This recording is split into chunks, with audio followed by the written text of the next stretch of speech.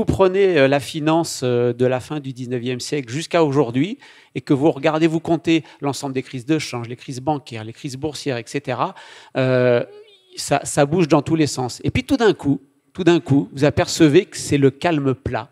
Vous n'avez plus aucune crise pendant à peu près 30 ans. Évidemment, vous connaissez cette période, c'est la période qui suit la Seconde Guerre mondiale. Et cette période qui suit la Seconde Guerre mondiale, elle est quasiment plate. Il n'y a plus de crise. Donc ça veut dire que le régulateur, il peut faire quelque chose. Et à la question, est-ce que la finance est un risque systémique récurrent? Non. La finance n'est pas un risque systémique récurrent. La finance, elle peut être maîtrisée.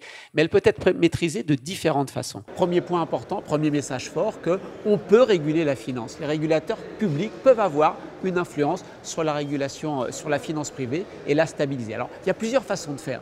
Lorsqu'on regarde ce qu'a fait Franklin Roosevelt après la crise des années 20 et des années 30, lui, il a dit qu'il faut essayer de réguler les banques par leur actif, c'est-à-dire par leur activité. Et donc, on a le fameux Glass-Steagall Act, la séparation des activités de crédit à l'économie et des activités de marché financier. Mais attention, Roosevelt a dit « je veux de la stabilité, mais je veux être sûr aussi que les banques soient rentables ». Alors, il a pris des mesures très particulières qui visent à renforcer la rentabilité des banques. Nous, après la crise de 2007-2008, on a pris un autre choix de régulation. On a décidé de réguler les banques par le passif, c'est-à-dire par leurs ressources, en leur imposant le fait que vous pouvez toujours faire ce que vous voulez en termes d'activité, vous pouvez prendre des risques, mais si demain il y a une crise, c'est vous les banquiers qui devez payer pour éponger les pertes. Et en même temps, on a cherché à avoir des taux d'intérêt très très bas. Donc plus de stabilité, plus de contraintes sur les banques, des taux d'intérêt très très bas. Ce qui a été sacrifié, c'est la rentabilité des banques. Et ce qu'on essaie de faire aujourd'hui, c'est retrouver une finance qui reste stable et qui soit rentable.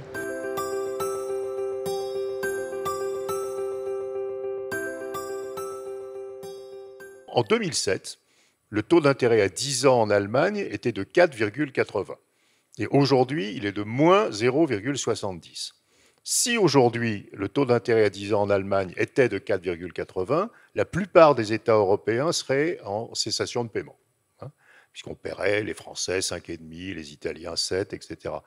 Donc il faut comprendre que nous avons des taux d'endettement public qui normalement auraient dû provoquer une crise épouvantable de la dette et qu'on en est sorti en mettant les taux d'intérêt en négatif ou à zéro. Et ça, on peut dire que c'est bien à court terme parce que ça a évité les crises de la dette. Après tout, on dit Draghi était formidable, il a sorti l'Europe de la grande crise des dettes en faisant ça, en baissant les taux. Mais ça ne peut pas être le remède de long terme. On ne peut pas dire que la façon dont on va assurer la solvabilité des États dans le long terme, c'est de garder des taux d'intérêt négatifs. Parce qu'à nouveau, on va mourir des conséquences. Donc il faut trouver autre chose, je veux dire, pour rééquilibrer les finances publiques que les taux d'intérêt négatifs jusqu'à la fin des temps. On a une situation qui est assez particulière. Depuis 10 ans, depuis la grande crise, la taille de la finance a continué à grandir. La finance, c'est les marchés d'actions, le crédit, les marchés obligataires.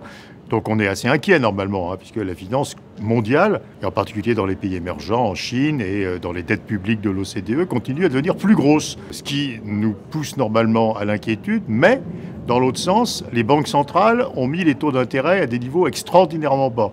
Donc aujourd'hui, on vit une situation très paradoxale où, malgré l'explosion continuelle de la taille de la finance, le risque financier finalement est assez petit parce que nous sommes dans un environnement de taux très bas où même des personnes, des États très endettés finalement ne sont pas en difficulté. Et ceci ne changerait dans le mauvais sens que si pour une raison quelconque, les banques centrales devaient dans le futur remonter leur taux d'intérêt.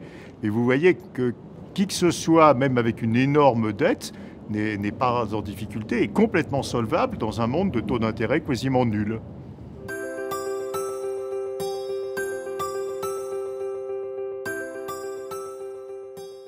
C'est un outil, la finance. C'est pas un secteur en soi, c'est un outil. Ça a été créé pour favoriser les échanges, pour, comme l'a dit Patrick Artus, transformer de l'épargne en investissement. Mais on peut imaginer d'autres modes de fonctionnement. On peut imaginer que des progrès technologiques vont pouvoir faire passer hors du système qui est aujourd'hui plus ou moins régulé. En revanche, ce qui est pour nous est très important, c'est justement de considérer que comme c'est un outil de vie en société, la puissance publique est légitime pour la régulation. Alors que ce soit une régulation en termes de risque, mais aussi une régulation en termes d'orientation. À quoi sert la finance ? Aujourd'hui, et j'y reviendrai peut-être tout à l'heure, mais quand même, un des risques qui est vraiment pour le coup systémique et indépassable par des règles prudentielles, c'est le risque climat. Le risque climat, c'est un risque planétaire, c'est un risque qui pèse sur la vie de nos sociétés, mais c'est un risque qui pèse aussi sur le secteur financier, notamment de par sa sensibilité très forte à des investissements dans des entreprises carbo-intensives. Donc ce risque-là, il est peu pris en compte, voire pas du tout. Il y a presque une sorte d'impensé autour de ce sujet, puisque les banques françaises, c'est un rapport d'Oxfam qui est sorti récemment, l'a montré, ont continué d'investir beaucoup plus et ont augmenté leurs investissements dans les énergies, leurs investissements énergétiques dans les énergies carbonées et ont diminué leur part d'investissement dans les énergies renouvelables. Donc réguler la finance, c'est aussi réguler ses choix d'investissement. Soit on considère que ces choix-là sont faits de manière totalement libre, soit on considère qu'il y a une responsabilité de la part de la puissance publique dans ces choix d'investissement. Elle l'a de par les banques publiques, elle l'a de par ses choix de banques publiques d'investissement, mais elle peut aussi l'avoir vis-à-vis du secteur privé. Voilà. Et je pense que ça, c'est pour nous une question essentielle, parce que cette question climatique, c'est sans doute, avec les inégalités, un des facteurs d'accroissement majeur de déstabilisation de nos sociétés à échéance court terme. Et dernier élément pour nous essentiel, qui est cette question du moyen et du court terme. Le risque principal de la finance, c'est son incapacité à penser le moyen long terme. Les acteurs des marchés financiers, les acteurs de la finance en général, sont souvent le nez sur le guidon. C'est comme ça qu'on a vécu en partie la crise de 2008. Il faut toujours se retourner et lire ce qui était écrit quelques semaines, quelques mois avant. Personne, à part de très rares exceptions, avait vu ces risques-là. Donc maintenant, on n'arrête pas de parler du risque systémique, des règles prudentielles, et du coup, on oublie l'espèce d'hippopotame présent dans la pièce, qui est la question climat. Réfléchir au risque qu'est le système financier, est-ce qu'il est récurrent ou pas, c'est un sujet qui concerne beaucoup une ONG comme Oxfam, puisqu'Oxfam est engagée pour lutter contre la pauvreté et les inégalités. Et il nous est apparu depuis très longtemps que cette question du rôle et de la responsabilité du secteur financier est finalement assez essentielle, parce que c'est là qu'on décide vers où on investit, comment on régule. Mais aujourd'hui, le risque qui pèse le plus sur le secteur financier, c'est sans doute le risque climatique. Et d'ailleurs, c'est sans doute le risque le plus impensé. L'exposition des banques au risque climatique est très important, ça c'est une évidence qui saute aux yeux quand on le regarde, mais surtout, et c'est le message à la fois d'espoir et de mobilisation qui est important pour nous, c'est que en Europe, ce qu'il faudrait pour engager la transition énergétique, pour baisser de 40% les émissions de gaz à effet de serre, c'est environ 1115 milliards d'euros. Ça semble beaucoup, mais 1115 milliards d'euros rapportés aux 31 000 milliards d'actifs bancaires au niveau européen, c'est un rapport de 1 à 30. C'est comme si vous gagnez 2 000 euros, on vous demande de mobiliser 66 euros pour engager la lutte contre le changement climatique. Et donc je crois qu'il faut être conscient que non seulement c'est un risque sur la finance, mais c'est surtout une opportunité fondamentale de mobiliser la finance au service de la lutte contre le dérèglement climatique.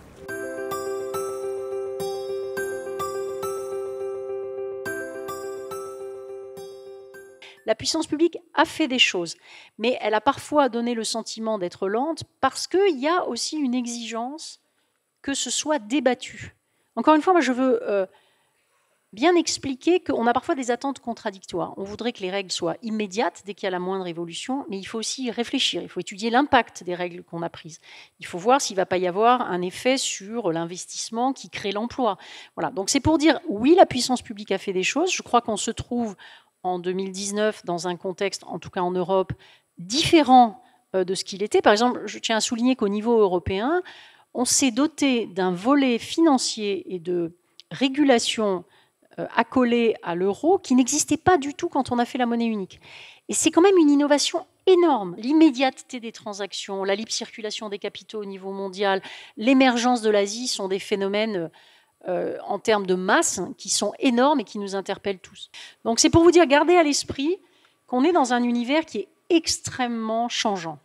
Non seulement du fait de ce que le régulateur essaye de faire, mais aussi du fait de transformations très profondes de nos sociétés à cause de la digitalisation, à cause du climat. Si ça vous intéresse, je pourrais raconter ce qu'on fait à la Banque de France pour essayer de capter le risque climatique sous l'angle financier, mais par exemple aussi sur la démographie. Ce que disait Patrick sur les taux bas, ou selon que vous avez une population âgée qui épargne ou pas, certains phénomènes financiers vont avoir un impact plus ou moins fort.